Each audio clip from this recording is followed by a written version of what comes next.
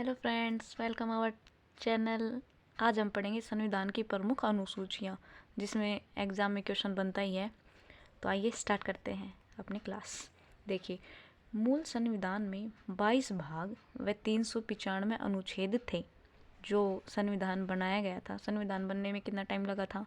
2 वर्ष 11 महीने और 18 दिन का जो समय लगा था जिस संविधान को बनाने में, उसमें 22 भाग और 395 अनुच्छेद थे। मूल संविधान में 8 अनुसूचियाँ थी और वर्तमान समय में 12 अनुसूचियाँ हैं। संविधान में जो संशोधन हुए जिससे अनुसूचियाँ ऐड हुई हैं। ठीक है, मूल संविधान में कितनी थी? 8 अनुसूचियाँ थी। देख लेते हैं पहली अनुसूची। देखिए, प्रथम अनुसूची। इस अनुसूची में भारत संघ के राज्यों की संख्या व नाम का वर्णन है। वर्तमान में 28 राज्य व 8 केंद्र शासित प्रदेश हैं। मतलब पहली अनुसूची में क्या बताता है जी, भारत जो राज्यों का संघ है उसमें उन राज्यों की संख्या कि कितने राज्य हैं, उनके नाम क्या हैं, इन सभी की डिटेल किस में मिलती है? प्रथम अनुसूची में मिलती है। दूसरी अनुसूची देखिए, इस अनुसूची में विभिन्न संवैधानिक पदाधिकारियों के वेतन भत्तों का वर्णन है, उपराष्ट्रपति को छोड़कर। पहले ये देख लेते हैं जितने भी संवैधानिक पदाधिकारी हैं, राष्ट्रपति, उपराष्ट्रपति, प्रधानमंत्री, जितने भी हैं, इनका जो वेतन है, सैलरी है, उसका वर्णन किस में मिलता है? दूसरी अनुसूची में मिलता है। लेकिन उपराष्ट्रपति को छोड़कर क्यों? क्योंकि उपराष्ट्रपति पद की कोई सैलरी नहीं मिलती उपराष्ट्रपति को। उपराष्ट्रपति जो होता है वो राज्यसभा का पदेन सभापति होता है। ठीक है, तो उसको राज्यसभा के सभापति की सैलरी मिलती है, ना कि उपराष्ट्रपति की। उपराष्ट्रपति की पद की नहीं मिलती है। मतलब एक कैंडिडेट, 2 पोस्ट हो जाएंगी, एक उपराष्ट्रपति की, एक राज्यसभा के सभापति की। तो ऐसा नहीं है कि उनको दोनों पोस्ट की अलग अलग सैलरी मिलेगी, नहीं। राज्यसभा का जो सभापति के रूप में जो कार्य होता है उसी की सैलरी मिलती है। ओके, थर्ड देखिए, तीसरी अनुसूची में क्या है? इसमें शपथ के प्रारूप का वर्णन है। मतलब ये जो संवैधानिक पदाधिकारी हैं, इनको शपथ दिलाई जाती है, इनका जो प्रारूप है उसका वर्णन किस में है? तीसरी अनुसूची में है, जिसमें से क्या कहता है कि राष्ट्रपति, उपराष्ट्रपति, राज्यपाल को छोड़कर कि सभी संवैधानिक पदाधिकारी जो हैं उनका वर्णन मिलता है। लेकिन जो राष्ट्रपति, उपराष्ट्रपति और राज्यपाल है, इनका वर्णन इसमें नहीं मिलता। इनका वर्णन किस में मिलता है? जो राष्ट्रपति की जो शपथ का वर्णन है वो आर्टिकल 60 में मिलता है। किस में मिलता है राष्ट्रपति की शपथ का वर्णन? आर्टिकल 60 में। उपराष्ट्रपति की शपथ का वर्णन किस में मिलता है? आर्टिकल 69 में मिलता है। राज्यपाल की शपथ का वर्णन किस में मिलता है? आर्टिकल 159 में मिलता है। ठीक है, और बाकी जो है सुप्रीम कोर्ट के जो जज हैं, न्यायाधीश हैं, इन जो सभी की जो शपथ का वर्णन है वो किस में मिलता है? तीसरी अनुसूची में। चौथी अनुसूची देख लेते हैं। अनुसूची 4 में क्या है? राज्यसभा में राज्यों तथा संघ राज्य क्षेत्रों में सीटों का आवंटन जनसंख्या के आधार पर। जो राज्यसभा में जो सीटें होती हैं उनका आवंटन होता है जनसंख्या के आधार पर होता है। इसका वर्णन किस में? अनुसूची 4 में है। 10 लाख पे एक कैंडिडेट होता है। ठीक है, अनुसूची 5 देख लेते हैं। इसमें भारत के सभी अनुसूचित जाति और अनुसूचित जनजाति, SC और ST क्षेत्र का प्रशासन व नियंत्रण है कि इनका प्रशासन, रूल रेगुलेशन, कंट्रोल का जो भी प्रारूप है वो किस में बताया गया है? अनुसूची 5 में। याद रखिएगा। अनुसूची 6 में देख लेते हैं। इसमें भारत के 4 राज्य हैं। 4 राज्य कौन से हैं? असम, मिजोरम, मेघालय, त्रिपुरा।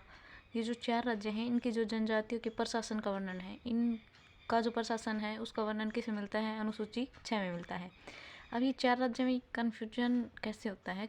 मतलब एग्जाम जो है, एग्जामिनर क्या करता है, मिजोरम की जगह क्या देता है? मणिपुर देता है। कन्फ्यूज करने के लिए क्या देता है? जैसे कि असम, मणिपुर, मेघालय, त्रिपुरा ऐसे देगा। लेकिन कन्फ्यूज नहीं होना, याद रखना कि ये यहाँ पे क्या है? मिजोरम है। तो 4 राज्य कौन से हो गए? असम, मिजोरम, मेघालय और त्रिपुरा। इन 4 राज्यों का जो प्रशासन है उसका वर्णन किस में मिलता है? अनुसूची 6 में मिलता है। असम का पुराना नाम क्या? कामरूप। क्या था? कामरूप। आइए 7वीं अनुसूची देख लेते हैं। क्या कहता है? इसमें केंद्र व राज्यों के बीच शक्तियों का बंटवारा है। मतलब जो केंद्र है और जो राज्य है उसके बीच में जो शक्तियाँ हैं उनका बंटवारा है। तो केंद्र और राज्य के बीच ये सूची है, जैसे संघ सूची है, राज्य सूची है, समवर्ती सूची है। इनका वर्णन हमें कहाँ मिलता है? 7वीं अनुसूची में मिलता है। अब आगे देख लेते हैं, इम्पोर्टेंट है 8वीं अनुसूची। 8वीं अनुसूची देखिए, इसमें भारतीय संविधान द्वारा मान्यता प्राप्त भाषाओं का उल्लेख है। मतलब भारतीय संविधान में कितनी भाषाएं हैं उनका उल्लेख कहाँ मिलता है? हमें 8वीं अनुसूची में मिलता है। वर्तमान देखिए यहाँ पे, संविधान निर्माण के समय जब मूल संविधान जब बना था 14 भाषा थी, ठीक है। वर्तमान में 22 भाषाओं का उल्लेख है। मतलब आपसे पूछ ले कि वर्तमान में कितनी भाषाएं हैं? 22 हैं। संविधान निर्माण हुआ तब कितनी थी?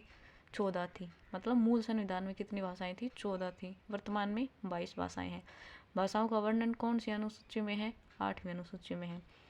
देखिए, 21वें संविधान संशोधन 1967 के द्वारा 15वीं भाषा सिंधी को शामिल किया गया था। मतलब 14 भाषा मूल संविधान में थी और जो 15वीं भाषा कौन सी जोड़ी गई थी, ये आपसे पूछते हैं तो ये कौन सी थी? सिंधी जोड़ी गई थी।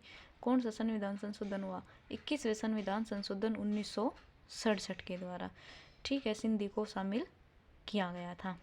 आगे देखिए, 71वें संविधान संशोधन 1992 के द्वारा 16वीं भाषा कोंकणी, 17वीं भाषा मणिपुरी और 18वीं भाषा नेपाली को जोड़ा गया था।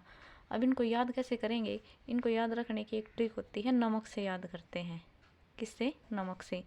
मतलब नेपाली, मणिपुरी और कोंकणी, मतलब इन तीनों भाषाओं को मतलब एक साथ जोड़ा गया था। कौन से संविधान संशोधन के द्वारा?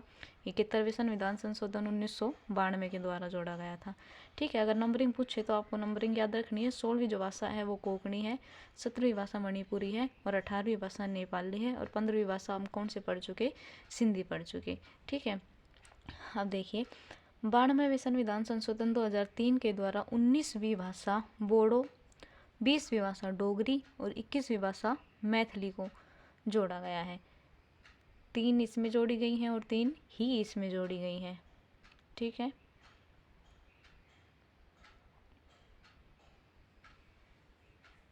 तो 92वें संविधान संशोधन 2003 के द्वारा 19वीं भाषा कौन सी है? बोडो, 20वीं डोगरी, 21वीं मैथिली भाषा को जोड़ा गया है। 9वीं अनुसूची देख लेते हैं। 9वीं अनुसूची में क्या है? इस सूची को प्रथम संविधान संशोधन 1951 के द्वारा जोड़ा गया। मतलब जो पहला संविधान संशोधन हुआ था वो कब हुआ था? 1951 में हुआ था, ठीक है। और उसी के द्वारा ये 9वीं अनुसूची ऐड की गई थी।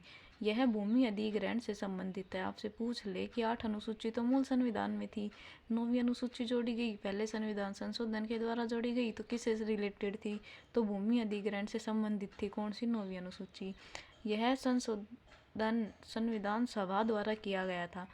ये क्या कहना चाहता है? ये कह रहा है कि जो हमारी संविधान सभा थी, संविधान सभा का निर्माण ही 1952 में हुआ था। 1952 में तो संविधान सभा बनी थी।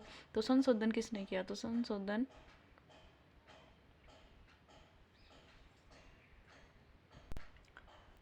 सॉरी 1952 में तो संसद बन के तैयार हुई थी। और संविधान संशोधन कहाँ पे होते हैं? संसद में होते हैं, वहाँ से पास आउट होते हैं।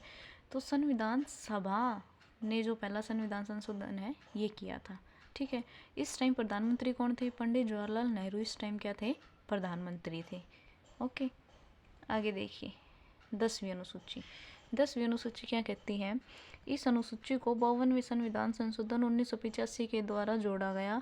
यह दल बदल से संबंधित है। 9वीं अनुसूची भूमि अधिग्रहण से रिलेटेड थी और 10वीं अनुसूची दल बदल से रिलेटेड है, ठीक है। जैसे पार्टीज में कैंडिडेट एक दल से दूसरे दल में चले जाते हैं उस पर, तो इसके अंतर्गत व्यक्तिगत दल बदल पर रोक लगाई गई है। जैसे कोई सिंगल कैंडिडेट नहीं दल बदल सकता, ठीक है, इस पर रोक लगा दी गई है।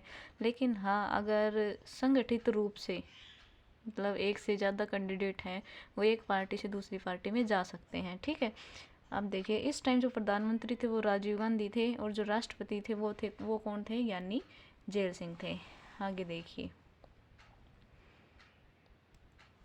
आगे 11वीं अनुसूची पंचायती राज व्यवस्था से संबंधित है। पंचायती राज व्यवस्था से कौन सी अनुसूची संबंधित है?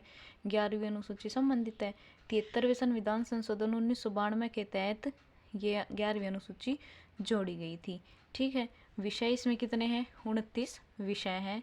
इसमें ग्रामीण पंचायती राज व्यवस्था के 3 सत्र बताए गए हैं। कितने सत्र बताए हैं? 3 सत्र बताए हैं। कौन से? ग्राम पंचायत, पंचायत समिति और जिला परिषद। इनसे इनका ऐसे सीरीज पूछी जाती है, जैसे पूछ लेता है कि सीरीज में लगाएं या सीरीज है, जैसे ग्राम पंचायत, पंचायत समिति, या इसमें फर्स्ट सेकंड या थर्ड पूछ लेगा। इस तरीके से आप याद रखिएगा। सबसे छोटी ग्राम पंचायत, फिर पंचायत समिति और फिर जिला परिषद, इन तीनों में इनको बांटा गया है। बलवंत राय मेहता समिति की सिफारिश पर ये ऐड की गई थी 11वीं अनुसूची। ठीक है, पंचायती राज। अच्छा, पंचायती राज का गठन किस आर्टिकल में है? पंचायती राज का गठन किस आर्टिकल में है? वो आर्टिकल 40 में है। ये राजस्थान पुलिस में भी पूछा गया था, तो आप याद रखिएगा। अब देख लेते हैं 12वीं और लास्ट अनुसूची। तो 12वीं अनुसूची किससे रिलेटेड है? शहरी निकाय से संबंधित है। शहरी निकाय से 11वीं अनुसूची पंचायती राज से रिलेटेड है और 12वीं अनुसूची शहरी निकाय से रिलेटेड है। 74वें संविधान संशोधन 1992 के तहत इसको जोड़ा गया था।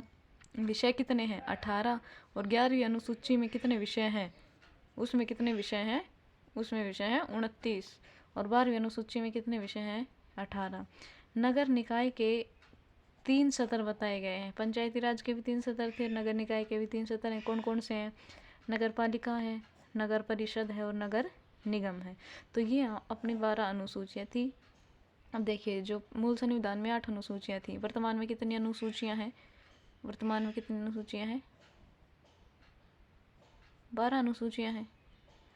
तो देखिए, जो 9वीं अनुसूची जोड़ी गई है वो 1951 में जो पहला संविधान संशोधन हुआ है उसके तहत जोड़ी गई। ठीक है, और किस से रिलेटेड थी ये? भूमि अधिग्रहण से रिलेटेड थी। 10वीं अनुसूची कब जोड़ी गई है?